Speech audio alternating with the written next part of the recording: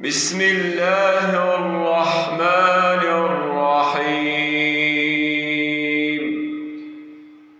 هل أتاك حديث الغاشية؟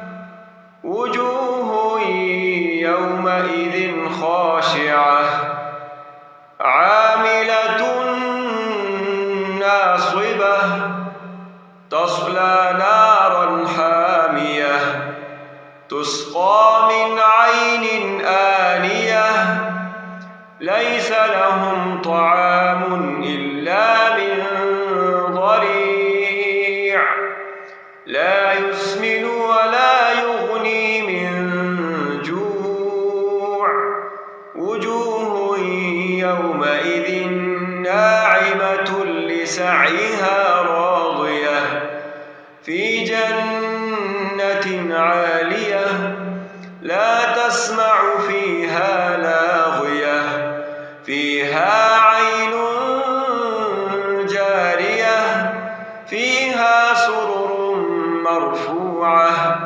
وأكواب موضوعة ونمارق مصفوفة وزرابي مبثوثة أفلا ينظرون إلى الإبل كيف خلقت وإلى السماء كيف رفعت وإلى الجبال كيف نصبت وإلى الأرض كيف سطحت فذكر إنما أنت مذكر لست عليهم بمسيطر إلا من تولى وكفر فيعذبه الله العذاب الأكبر إن إلينا